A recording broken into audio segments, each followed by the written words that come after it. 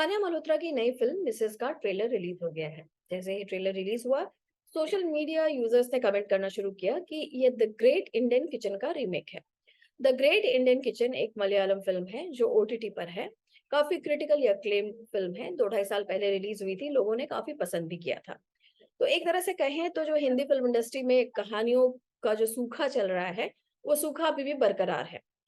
आपने तो देखा होगा कि हिंदी फ़िल्म इंडस्ट्री में कहानियों की इतनी कमी होती है कि वो साउथ से तो पिक करते हैं, वो तो हमारे अपने देश की कहानियाँ होती है, तो साउथ से पिक करते हैं, हॉलीवुड से पिक करते हैं, आजकल तो कोरिया से पिक करने लगे और टर्की की कहानियाँ पिक करने लगे।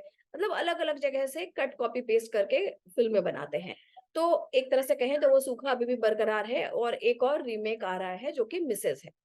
अब ये मिसेज़ दर्शकों के बीच में वर्क करेगी या नहीं करेगी या चलेगी या नहीं चलेगी, ये हम बाद में डिस्कस करेंगे। पहले हम डिस्कस कर लेते हैं, पहले हम आपको बताते हैं द मिसेज़ का जो ओरिजिनल वर्ज़न है, द ग्रेट इंडियन किचन है, आखिर उसकी कहानी है क्या? तो द ग्रेट इंडियन किचन एक लड़की की कहानी है जो शादी करके आती है अपने ससुराल। दिन भर उसके ससुराल वाले उससे काम करवाते हैं, खाना बनवाते हैं, सफाई करवाते हैं, टॉयलेट साफ करवाते हैं और फिर यहाँ तक कि उससे बहुत ज़्यादा वर्बली अब्यूज़ करते हैं। पीरियड्स के दौरान उसे अलग कमरे में रख दिया जाता है, उसे बहुत ही बुरी तरह से ट्रीट किया जाता है। वो लड़की डांस अकेडमी जॉइन करना चाहती है, डांस टीचर बनना चाहती है क्योंकि वो बहुत अच्छी डांसर है, लेकिन उसका पति उसे परमिशन नहीं देता। जब पानी सर के ऊपर से निकल जाता है, तो वो एक दिन बगावत करती है, अपने ससुर और अपने पति के ऊपर कचरे का पानी फेंककर घर छोड़कर चली जाती है और डांस अकेडमी जॉइन कर लेती है, वहाँ टीचर बन जाती है। तो बेसिकली एक लाइन में ये फ़िल्म वुमेन एम्पावरमेंट पे है।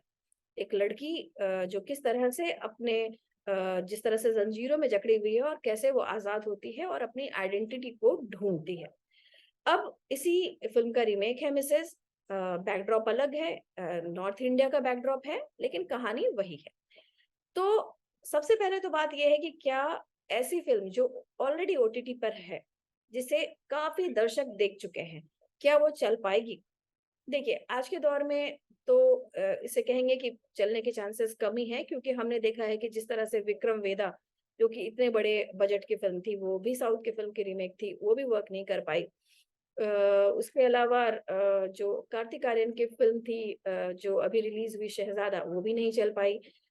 सेल्फ़ी जो अक्षय कुमार की फ़िल्म थी, वो भी नहीं चली। तो ज़्यादातर जो फ़िल्में हैं, जो साउथ की रीमेक है, वो हाल के दिनों में तो वर्क नहीं कर रही है। अब आते हैं दूसरे पॉइंट पर क्योंकि ये फ़िल्म जो है, ये वुमेन एम्पावरमेंट के ऊपर है। हमने देखा है कि जो हमारी हिंदी ऑडियंस है, जो हिंदी फ़िल्म इंडस्ट्री है उसमें वुमेन एम्पावरमेंट के ऊपर फ़िल्में तो कई बनने लगी हैं आजकल, लेकिन जो वर्क कर पाई हैं, एक्चुअली जो हिट हो पाई हैं, वो बहुत ही गिनी-चुनी फ़िल्में हैं। कुछ साल पहले कंगना रनावत की क्वीन और तनु वेड्स मनु इस तरह की फ़िल्में हिट हुई थी, विद्या बालन की 1-2 फ़िल्में हिट हुई थी। लेकिन उससे ज़्यादा उसके बाद कुछ ऐसा मेजर हिट नहीं हुआ है। ऐसी फ़िल्मों ने ऐसा कमाल नहीं दिखाया है जो वुमेन एम्पावरमेंट पे बेस्ड है। इनफैक्ट दीपिका पादुकोण की छपाक जो थी वो कोविड से पहले रिलीज़ हुई थी, वो फ्लॉप हो गई थी। हाल ही में कंगना रनावत की तेजस आई, वो तो अलग कहानी भी थी, वो भी बुरी तरह से फ्लॉप हो गई। उसके बाद शिल्पा शेट्टी की सुखी आई।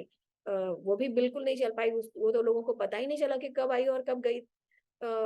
सुखी भी ऐसी ही कहानी थी कि एक जो महिला है वो अपने घर के कामों से बड़ा परेशान है, बहुत परेशान है और उसे अपने रियूनियन में जाना है, उसका पति उसे जाने नहीं देता, लेकिन वो चली जाती है। तो उसकी कहानी भी कुछ ऐसी ही थी कि घर में काम करने वाली महिला जो अपनी आइडेंटिटी को ढूँढती है और ये फिर मिसेज़ भी कुछ वैसी ही कहानी है।